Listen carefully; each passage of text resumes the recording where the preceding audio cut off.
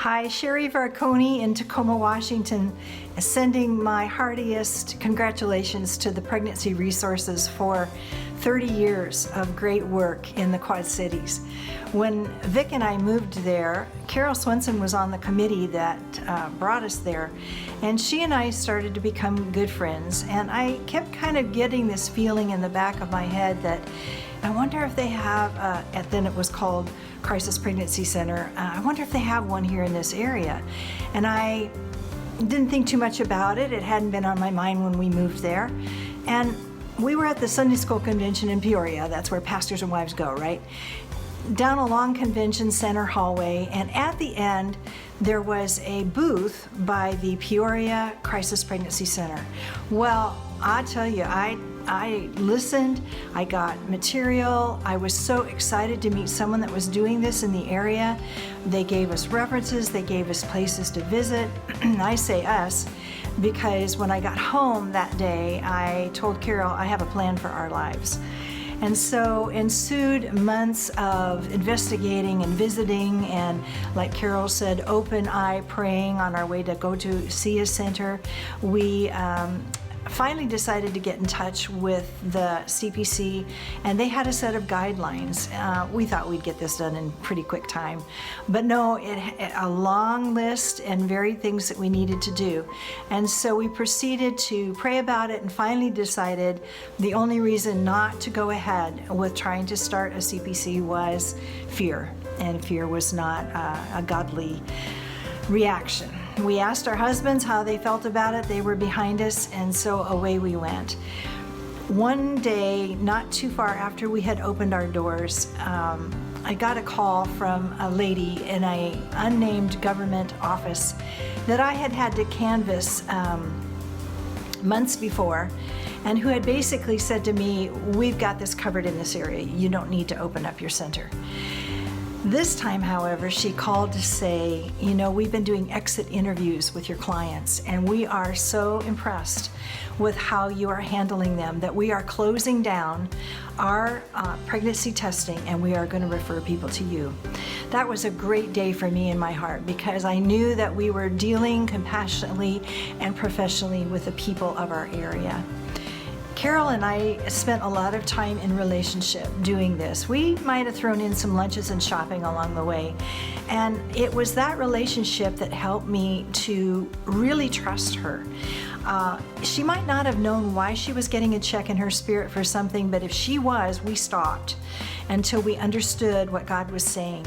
And so out of this relationship came a wonderful steering committee that also had great relationships with one another, and a working board after that. And then almost without even saying something, what we needed would walk in the door. God was obviously opening this up all along the way. And what's really cool to me, not that we've lost Denny to his homegoing, but he is in a position now in heaven where he can see the results of all that has been put into this labor, and all of the wonderful people that have been helped, all the babies that have been born, and all the glory that has gone to the Lord. So thank you so much for continuing the work. I applaud you. I keep saying thank you, Lord, for bringing CJ and all the other directors, all the other volunteers, all the other people who have done things from finances to sponsorships to 1,001 things, I know, and especially when 2 centers opened up. Congratulations again. I'm just thrilled, and keep on trucking. I remember the first time that I stepped into the ministry, we had a circle of folding chairs, because that's what we had our board meetings in, and we had a rented building in Rock Island. And the main thing we had was a wonderful vision. We wanted to provide life-affirming services to women who were faced with an unwanted or unplanned pregnancy. And we wanted to provide the services they would need to help them to do that. And the main thing we wanted to do was share the love of Jesus with those clients, and to show that God was with them and would help them walk through. And many clients came to Christ. I heard so many women say, "I don't want to have an abortion, but I have no other choice." We heard it so often that we put up billboards around the town that said, "Abortion's not your only choice, we can help." And And so women started coming more to us to find out what was available. It's amazing how much we grew. I thought we'd be this little work, this little ministry work in Rock Island, and God had so much more planned that I couldn't have imagined all that He was going to do.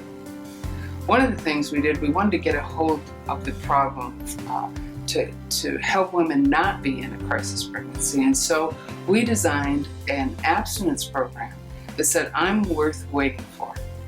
And so this program went into the churches, went into the schools, and we taught it in the center so the client could have a new start over place to know that she was worth waiting for and she didn't have to continue to be sexually active. That program was so popular that it's still growing by leaps and bounds in the schools today.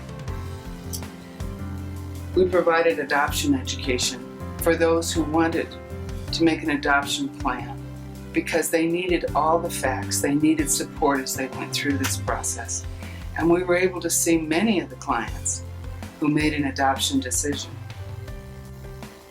We had parenting programs because if she was going to carry to term and he was going to carry to term and they were going to parent their children, we needed to teach them how to parent their children. And so our parenting programs became very popular, and our clients could earn through that program car seats and diapers and all kinds of things that would help them with the expenses that were ahead.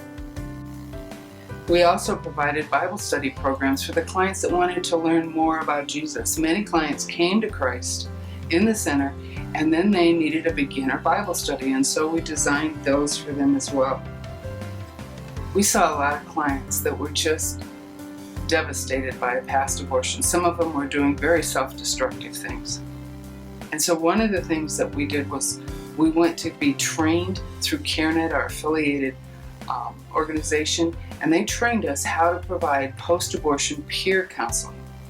And so we have had many women go through that program so they can learn how to walk and forgive themselves for a decision they now regret making. We were offered a building on the Iowa side in Davenport, and so we opened a second location in 1996. So we then had 2 centers, and that was pretty exciting. By 1998, we had outgrown that little building in Rock Island.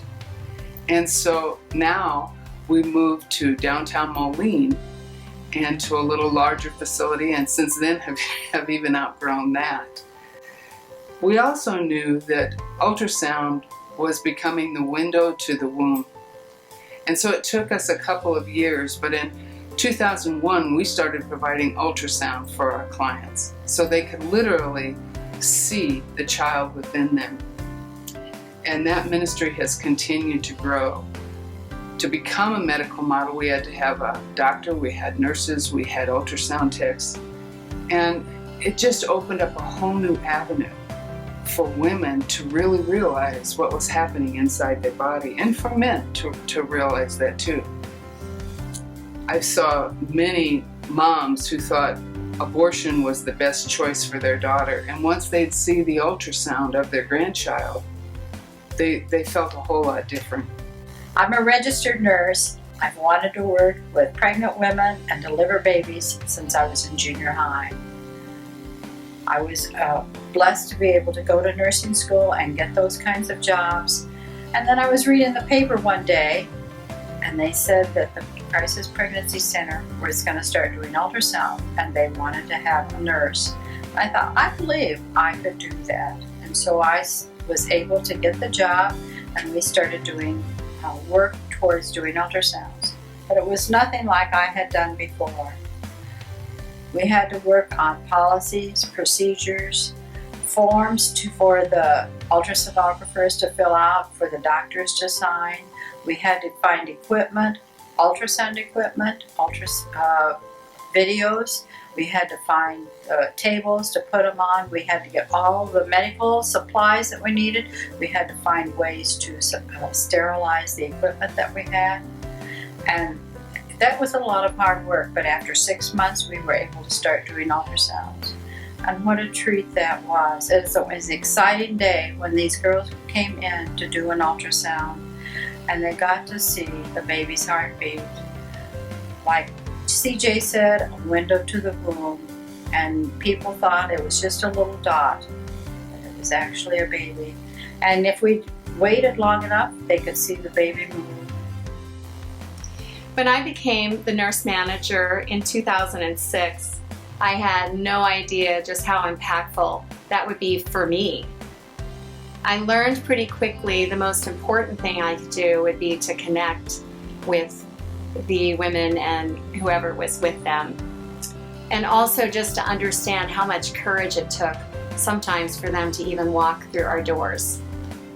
One of the most powerful moments I had was when I met someone I'll call Hope. From the moment I saw her, I could just see her nerves. She was terrified.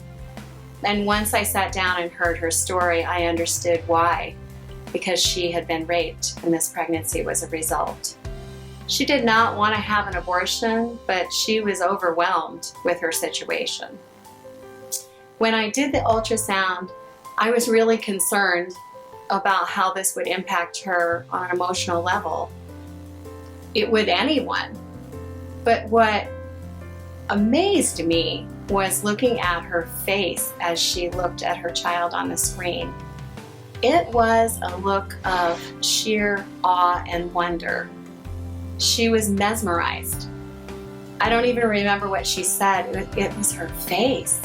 And in the 13 years I've done ultrasounds, no one has given me such a surreal response in the craziest of circumstances.